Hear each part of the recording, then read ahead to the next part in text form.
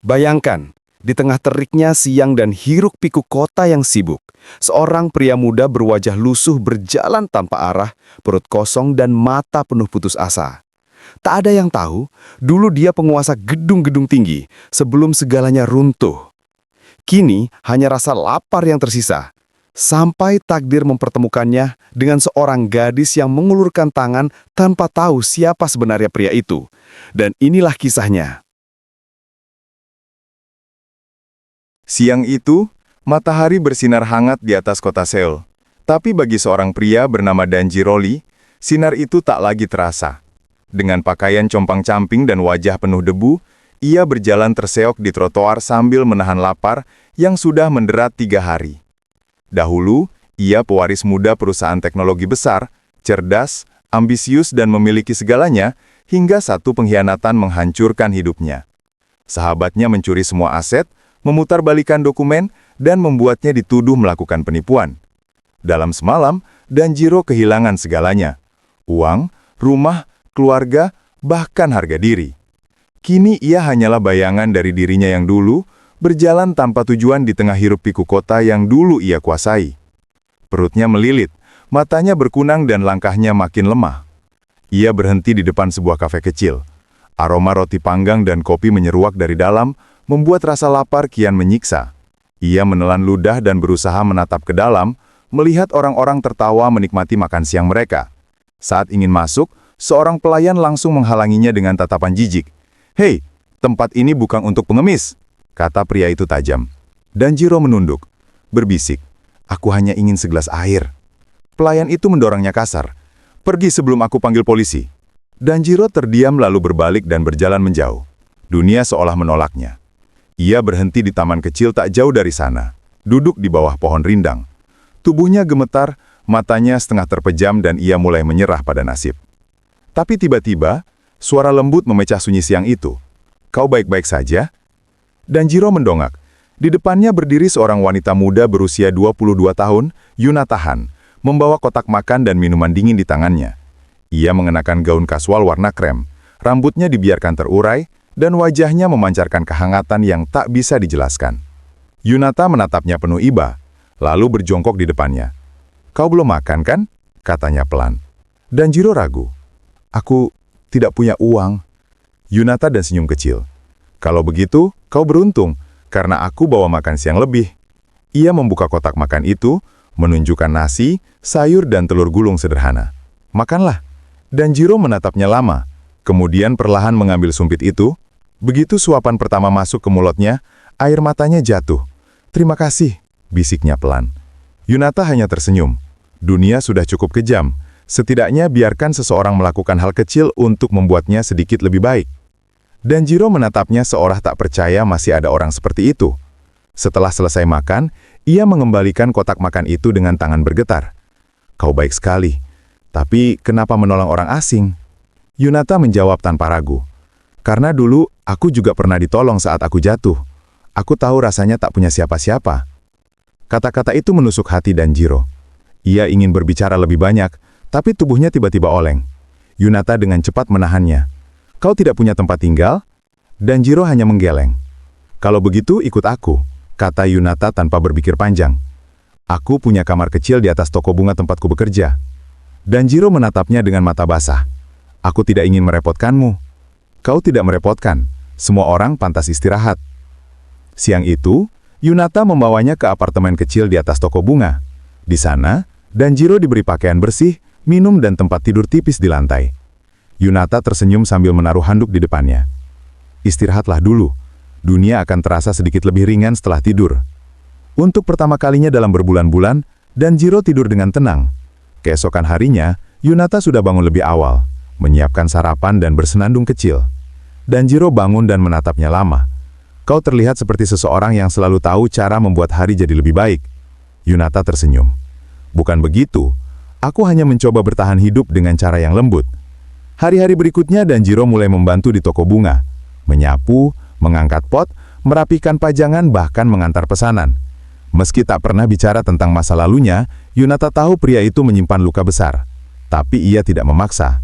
Ia hanya memberi kehadiran yang hangat tanpa syarat. Mereka sering makan siang bersama di taman tempat mereka bertemu. Di bawah sinar matahari, Yunata bercerita tentang mimpinya.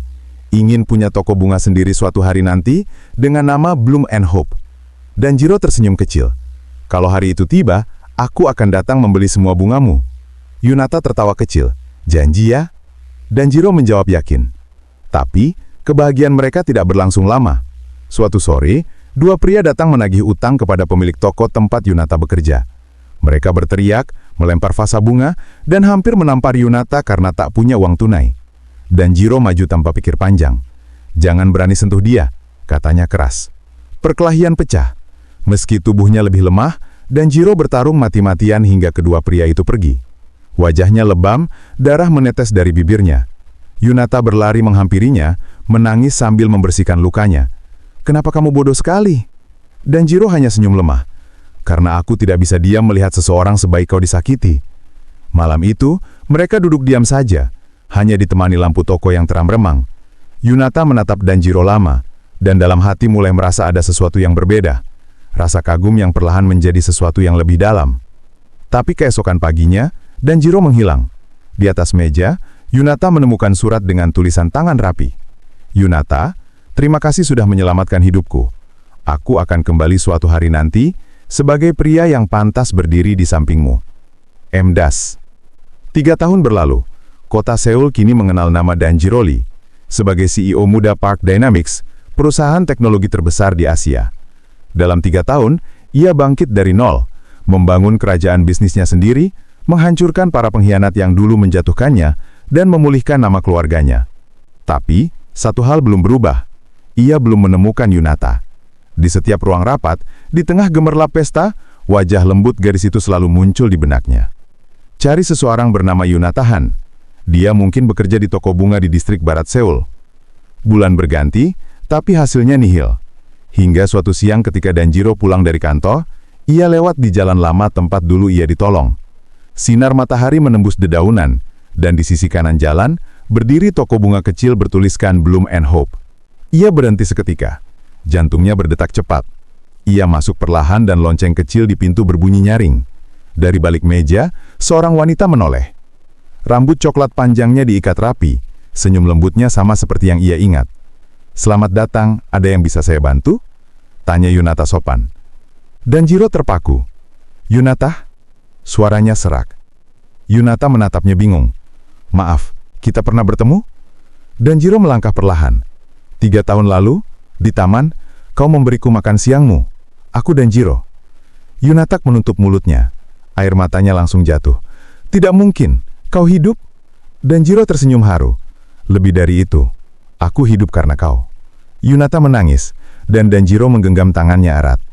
Aku mencari kau 3 tahun, Yunata. Semua yang kulakukan, setiap langkah yang kubangun, semua karena janji yang kubuat di hadapanmu. Namun kecintaan mereka tidak berjalan mulus. Begitu media mengetahui hubungan CEO muda dengan gadis toko bunga sederhana, rumor mulai menyebar. Dia hanya cari perhatian. Dia penggoda CEO kaya. Berita itu menjadi viral.